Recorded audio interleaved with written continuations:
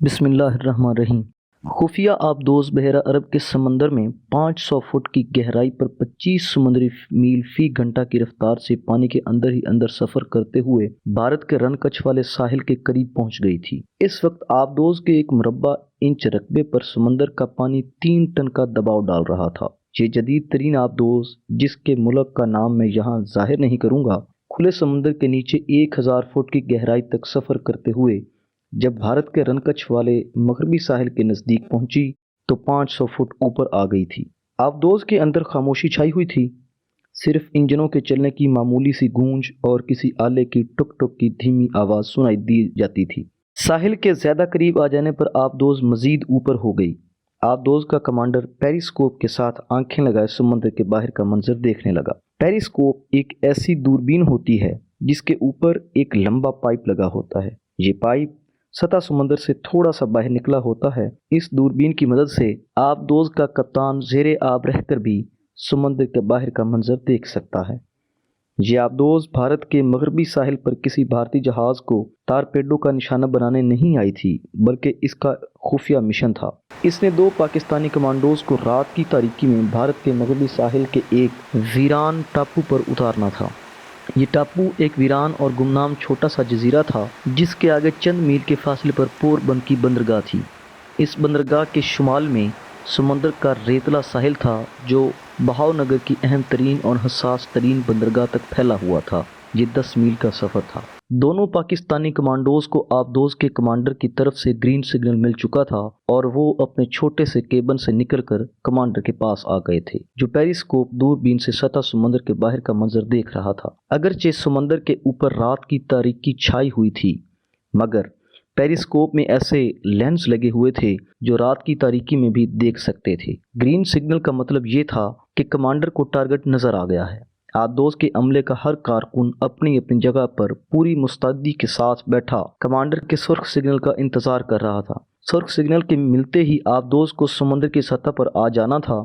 2-2.5 minute کے بعد commander نے سرخ سگنل دے دیا۔ اس کے ساتھ ہی آبدوز کے بڑے ٹینک میں سے 1000 ٹن پانی ہوا کے دباؤ سے چلنے والے پمپوں کے ذریعے 30 ٹن فی سیکنڈ کی رفتار سے خارج ہونا شروع ہو گیا اور آبدوز آہستہ آہستہ اوپر کو اٹھتی چلی گئی۔ اس وقت آبدوز کے انجن بند کر دیے گئے تھے۔ دونوں کمانڈو اوپر آبدوز کے گول ڈھکنے کی طرف جانے والے آہنی زینے کے پاس آ گئے۔ دونوں نے غوطہ خوری کے سوٹ پہن رکھے تھے جو ان کے جسم کے ساتھ چمٹے ہوئے تھے۔ نائلون کے بڑے تھیلے ان کے قریب ہی رکھے ہوئے تھے۔ آبدوز کو سمندر کی سطح پر ابھرتے ہوئے 15-20 سیکنڈ لگ گئے۔ جیسے ہی آبدوز سطح سمندر پر ابھری، اس کا گول بڑا ڈھکن کھل گیا۔ دونوں کمانڈوز نے تھیلے کاندھوں پر ڈالے اور آہنی زینہ چڑھ کر آبدوز کے باہر آ گئے۔ اس وقت رات کا 1:15 بجا تھا۔ یہ دشمن کا ساحلی اور حساس ترین علاقہ تھا۔ سمندر پر اندھیرا چھایا ہوا تھا۔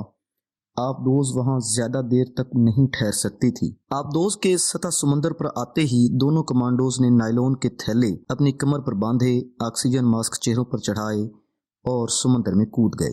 نقشے کی مدد سے انہیں ویران جزیرے کی سمت پوری طرح سے ذہن نشین کرا دی گئی۔ وہ سمندر کے اندر غوطہ لگانے کے بعد ٹھیک سمت کو تیرتے چلے گئے۔ ان کے پیچھے آبدوز سمندر میں غوطہ لگا گئی تھی۔ ان کمانڈوز کا مشن کیا تھا یہ آپ کو آگے چل کر معلوم ہو جائے گا۔ جو چیز میں آپ کو نہیں بتاؤں گا وہ ان کمانڈوز کے نام اور حلیے ہیں۔ نام میں فرضی رکھوں گا اور حلیہ بتانے کی ضرورت نہیں۔ یوں سمجھ لیں کہ دونوں کی عمریں 25 اور 26 سال کے درمیان تھی۔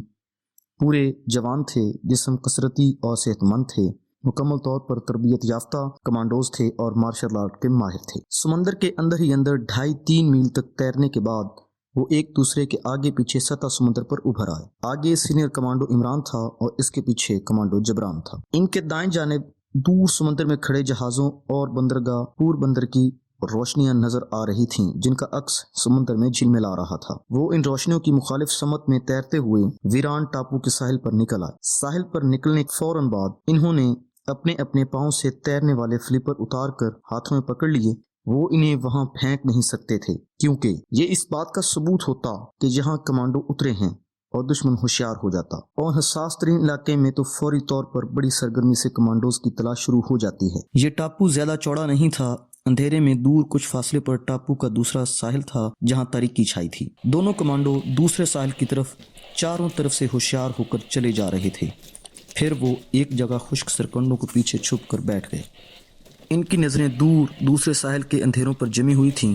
جب انہیں بیٹھے بیٹھے 1 منٹ گزر گیا تو کمانڈو جبران نے آہستہ سے کہا، کہیں اپنا آدمی پکڑا تو نہیں گیا؟ اس کے لہجے میں تشویش تھی۔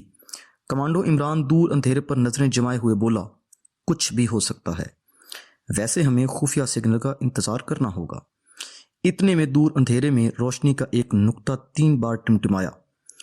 کمانڈو عمران کے ہاتھ میں چھوٹی پنسل ٹارچ تھی۔ اس نے ٹارچ کا رخ دوسرے ساحل کی طرف کر کے اسے 3 بار روشن کیا۔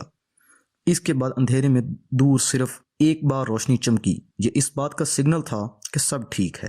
ان کا اپنا آدمی جزیرے پر پہنچ چکا تھا اور ان کا انتظار کر رہا تھا۔